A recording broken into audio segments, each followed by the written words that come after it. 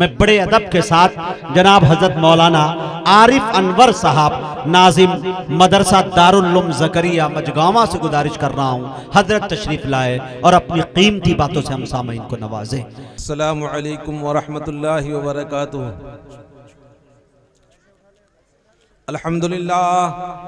अल्हम्दुलिल्लाहि वहदा वस्सलातु वस्सलामु अला मन ला नबिय्य बअदा। अम्मा बाद, अऊज़ु बिल्लाहि मिनश शैतानिर रजीम। बिस्मिल्लाहिर रहमानिर रहीम। वमा असाबकुम मिन मुसीबतिन फबिमा कसबत ऐदीकुम व यअफू अन कसीर। वक़ाल नबी सल्लल्लाहु अलैहि वसल्लम कुल्लुकुम राइन व कुल्लुकुम मसऊलुन अन रइयतिही औ कमा क़ाल नबी सल्लल्लाहु अलैहि वसल्लम। उसी की महफिल सवारता हूँ, चिराग है मेरा रात उनकी। उसी की महफिल सवारता हूँ, चिराग है मेरा रात उनकी। बेशक उन्हीं के मतलब की बात कह रहा हूँ, ज़बान है मेरी बात उनकी। बुजुर्गान मोहतरम, अजीज बच्चों और पर्दा में बैठी हुई मेरी माँ बहनों, मैं बतौर तमहीद के चंद मिनट के लिए मैं आपके दरमियान में हाजिर हुआ हूँ। दुआ करें अल्लाह तबारक व तआला हमको अमल वाली बात कहने की तौफीक अता फरमाए। भाई, मुझे भी अमल की ज़रूरत है, मैं भी मोहताज हूँ, मैं भी तालिब इल्म हूँ, मुझे भी ज़रूरत है और हम सबको भी ज़रूरत है। क्या भाई ज़रूरत है कि नहीं है? सिर्फ सुनना का माल नहीं है। आप लोग जलसा किए हैं, बहुत अच्छा काम किए हैं, अल्लाह तबारक व तआला आपको जज़ाए खैर अता फरमाए। लेकिन मैं ये अर्ज़ करूं कि भाई इस नियत से बैठें कि इंशाअल्लाह हम उस पर अमल करेंगे। अमल करेंगे भाई, इंशाअल्लाह अमल करेंगे भाई। हाथ उठा के बताइए तो हाँ इंशाअल्लाह अमल करेंगे। इंशाअल्लाह मेरी एक भी नमाज नहीं छूटेगी। छूटेगी भाई? नहीं छूटेगी इंशाअल्लाह। पांचों वक्त नमाज हम मस्जिद में जाकर के इंशाअल्लाह अदा करेंगे। क्या भाई? इंशाअल्लाह। इंशाअल्लाह ये आज का वादा है, जो अब तक किया हमने किया है, उसके लिए हम अल्लाह से माफी मांग लेंगे। अल्लाह कहता है कि तुम मुझसे मांग के तो देखो, मांग के तो देखो, मैं देने वाला मैं हूँ। आओ मेरे तरफ आओ। मुअज्जिन पुकारता है, हय्या अलस सलाह हय्या अल फलाह। आओ नमाज की तरफ, आओ कामयाबी की तरफ। लेकिन अफसोस की बात है कि हम और आप किधर जा रहे हैं? अपने खेत की तरफ, अपने बिस्तरे की तरफ जा रहे हैं, मुअज्जिन की आवाज की तरफ नहीं जा रहे हैं। तो जब मुअज्जिन की अजान की आवाज की तरफ हम नहीं जा रहे हैं तो ये मुसीबत कौन उठाएगा? कुरान कहता है वमा असाबकुम मिन मुसीबतिन फबिमा कसबत ऐदीकुम। ये जो मुसीबत आई है ये और किसी वजह से नहीं आई है, बल्कि हमारे और आपकी आमाल की वजह से आई है। इतना बड़ा पहाड़, लॉकडाउन में हर शख्स, बच्चा बच्चा, बूढ़ा बूढ़ा, हर शख्स परेशान रहा। बाहर के लोग खाने के लिए तरस गए। ये क्यों आया? ये मुसीबत क्यों आई? उसके ऊपर हमने आपने कभी गौर किया? बिल्कुल नहीं गौर किया है कि ये मुसीबत ये हमारे और आपकी आमाल की वजह से आई है। और अल्लाह को कहता है, ए लोगो सुनो, मैं तुम्हारी अगर तमाम बातों की अगर पकड़ कर लूं तो तुम बच नहीं पाओगे। वो याफू अन कसीर, हम तो तुम्हारे बहुत सारे गुनाहों को माफ भी कर देते हैं। अल्लाह कितना बड़ा रहमान और रहीम है, माफ कर देते हैं। आज इस्लाह मुआशरा के उन्वान पर यहाँ जलसा रखाया गया है। वाक़यातन हमको अपने मुआशरे की इस्लाह की सख्त जरूरत है, चूंकि हमारे अंदर सबसे ज्यादा अगर कमी है तो नमाज की कमी है। नमाज हमारे घर में 100% लोग नहीं न पढ़ते हैं। अगर बूढ़ा पढ़ता है तो उसके लड़के नहीं पढ़ते हैं, उसकी बीवी नहीं करती है। अल्लाह के रसूल ने फरमाया है कुल्लुकुम राइन व कुल्लुकुम मसऊलुन अन रइयतिही, कि देख लो घर का जो जिम्मेदार है वो अपने मातहत का जिम्मेदार है। कल क़यामत के मैदान में घर के जिम्मेदार से पूछा जाएगा कि तुमने अपने मातहत को नमाज का भी हुक्म किया भी था या नहीं।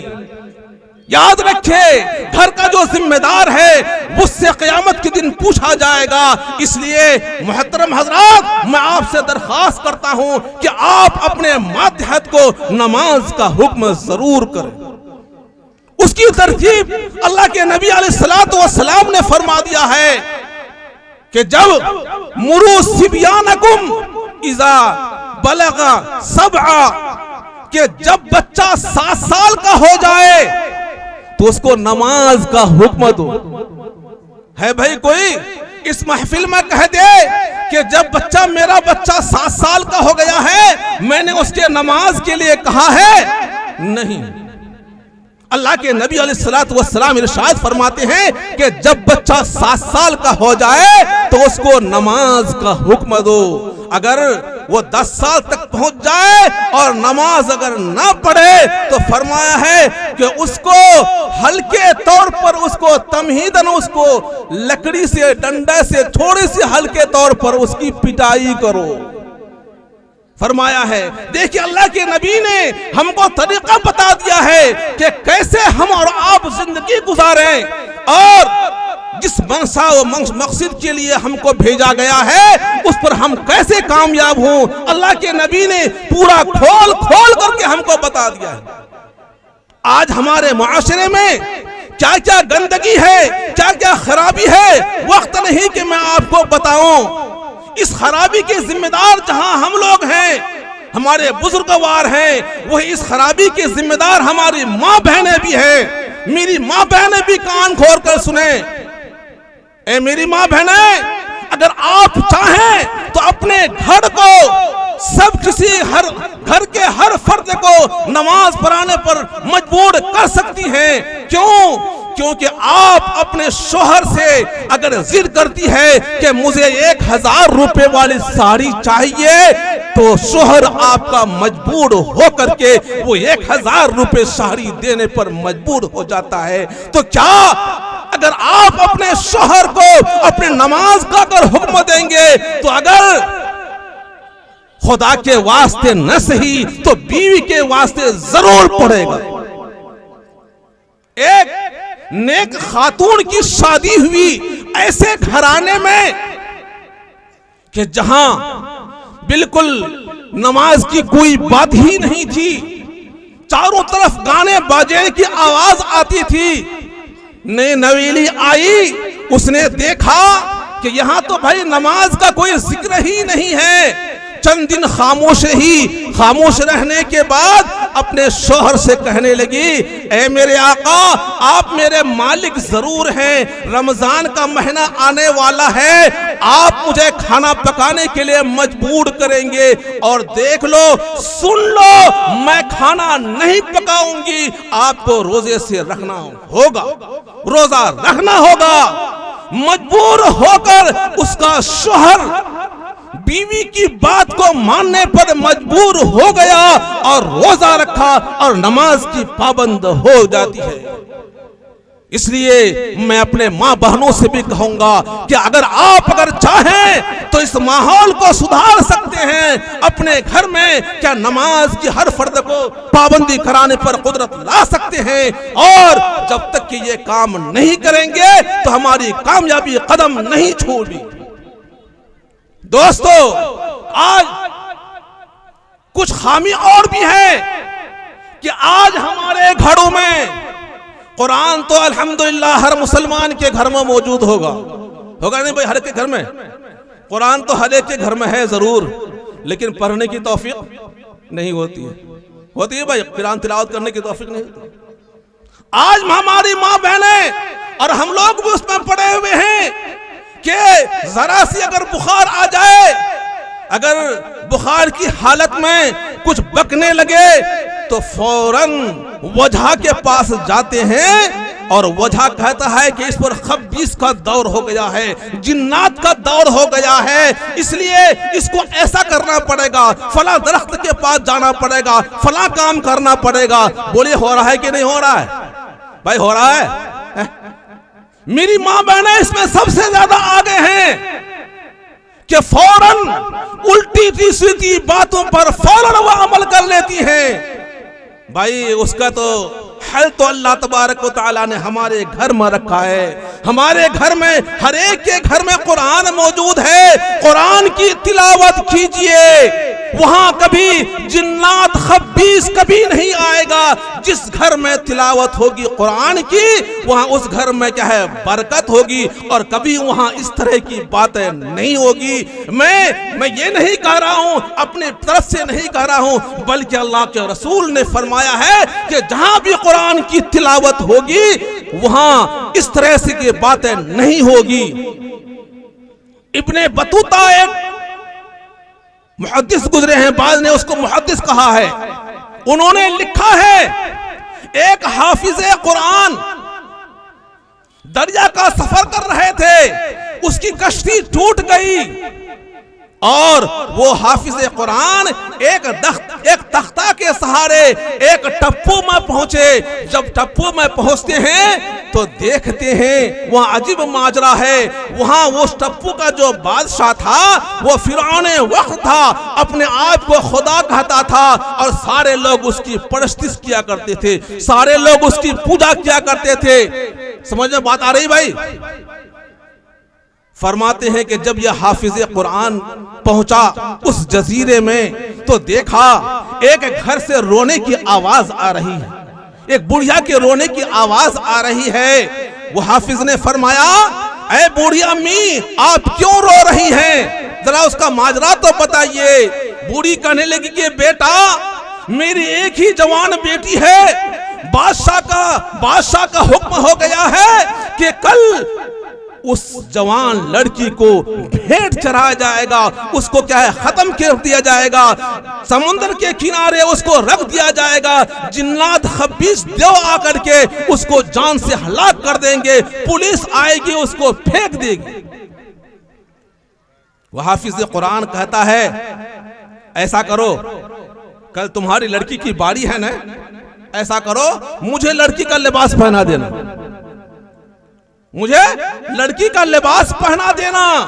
चुनांचे हाफिज़े कुरान को लड़की का लिबास पहना दिया जाता है। पुलिस आती है और हस्बे मामूल वो समुद्र के किनारे में उसको छोड़ करके पुलिस आ जाती है। अब ये हाफिज़े कुरान लड़की वाला जो कपड़ा था, औरत वाला जो कपड़ा था उतारा, उतारने के बाद वजू किया और बस नफल की नियत बांधे जोर जोर से कुरान पढ़ रहे हैं। वाह क्या मजा आ रहा है, कुरान पढ़ रहे हैं। वो जो था समुद्र से उठने वाला, जिसके हम लोग मोतकीद हैं, जिसके हम लोग क्या है पैरवी कर रहे हैं, वो आना चाहा कि आए उसको खत्म कर देते हैं। लेकिन जब कुरान की आवाज आई उसकी हिम्मत नहीं हुई कि वहां तक पहुंचे। वो खबीस का झुंड दूर ही तक, जहां तक आवाज पहुंच रही थी वहीं तक वापस होके चला गया। सुबह जब पुलिस आई कि चलो उसको फेंक के तो आए, आकर के जो देखता है कि बजाय लड़की के लड़का मौजूद है। हम तो लड़की को लाए थे यहां के, लेकिन क्या है वो लड़का मौजूद है। कहा कि क्या हुआ भाई, अपना पूरा माजरा सुनाया। बादशाह ने कहा अच्छा इसको दोबारा ले जाओ, दोबारा इसको फिर आज ले जाओ। दोबारा ले जाया गया। फिर रात के तन्हाई में उठ करके बस वो वजू किया और नमफल की नियत बांध करके जोर जोर से कुरान पढ़ रहे हैं। दोस्तों बस वो जिन्नात और खबीस का जो झुंड है वहीं तक आगे नहीं बढ़ सका, क्योंकि जहां कुरान की आवाज आएगी कसम खुदा की वहां जिन्नात और खबीस नहीं आएगा। इसलिए दोस्तों हर घर में कुरान को पढ़िए और अपने बच्चों को कहिए। मैं अपने माँ बहनों से कहूंगा कि आप भी कुरान को पढ़िए। मेरी माँ बहनें कहती हैं कुरान तो हमारे जुबान पर आता ही नहीं है, सूरह तो पढ़ते हैं लेकिन ऐना तैना कल कौसर फसल रब्बिका वनहर हमारे जुबान पर इस तरह आती है। ये काबिल कबूल नहीं है। आप भी तालीम हासिल कीजिए, ऐना तैना के बजाय इन्ना अतैना को पढ़िए, तब जाकर के आपकी नमाज होगी। कल क़यामत के मैदान में अगर कहेंगे कि हम जानते ही नहीं थे तो ये आपके काबिल उज़्र नहीं होगा। इसलिए आप भी इसको पढ़िए। आप तो वो माहिर है मेरी माँ बहने, अगर एक गाने को अगर एक मर्तबा अगर सुन लें तो दोबारा उसको अज़बर हो जाता है और कुरान की बातों को, कुरान के अल्फाज को हमारे समझ में आ ही नहीं रहा है। चुनांचे वो हाफिज़ कुरान नमाज पढ़ता रहा, अब खबीस ढूंढ के आने की मजाल नहीं आ सका। दूसरे दिन भी पुलिस आई, देखा कि वही माजरा ही है। तीसरा दिन बादशाह ने कहा कि अच्छा आज इसको ले जाओ, देखें तो आज कैसे ये बच जाता है। अब हाफिज कुरान खड़ा हुआ कि बादशाह साहब एक बात तो कहिए, मैंने आपकी बात मान ली, 2 दिन तक मैंने आपकी बात मान ली, अगर तीसरा दिन भी मैं सही सलामत वापस आया तो क्या आप मेरे दीन को कबूल करेंगे? उसने कहा है हाँ कबूल कर लूंगा। तीसरा दिन फिर वो ले जाता है, ले जाने के बाद इस मर्तबा वो झुंड आया ही नहीं, बिल्कुल सही सलामत रहा। बरसरे बिल्कुल महफिल लगी हुई है, बादशाह के सामने वो उसको पेश किया जाता है। सबके सामने पेश करके जब देखा कि जिंदा है, बादशाह ने कहा मैं पढ़ता हूँ अशहदु अल्ला इलाहा इल्लल्लाह व अशहदु अन्ना मुहम्मदन अब्दुहु रसूलुहु। कलमा पढ़ा। जब बादशाह ने कलमा पढ़ा तो सारे के सारे लोग कलमा पढ़कर ईमान में, मुसलमानों में दाखिल हो गए। ये भाई ये कुरान की ताकत है। कुरान हम लोग अपने घर में पढ़ें तो इंशाअल्लाह ये सारे के सारे जो फितने हैं, ये जो जड़ है फितने की, जो जड़ है नहीं, ये खत्म हो जाएगी। लड़ाई झगड़े वगैरह ये कुरान के जरिए से इंशाअल्लाह खत्म हो जाएगा, क्योंकि ये फितने के झगड़े जो है ना, ये झगड़े हमारे अंदर बहुत ज्यादा है। इसीलिए तो क्यों नहीं होगा, क्योंकि कुरान ही तो वो मुकद्दस किताब है कि कुरान को जब नाजिल करना चाहा पहाड़ पर तो पहाड़ लड़स के कांपने लगा कि मुझसे नहीं हो सकेगा। चुनांचे इंसान पर नाजिल किया गया और नन्हे मुन्ने बच्चे आपके हाफिज़े कुरान हो गए हैं। सबसे पहले मैं एक बात आपसे अर्ज करूं, क्योंकि मेरा वक्त खत्म हो रहा है, मैं आपसे ये अर्ज करूं कि आप अपने बच्चों को कम से कम एक आध बच्चे को हाफिज जरूर बनाएं। क्या भाई इंशाल्लाह बनाएंगे?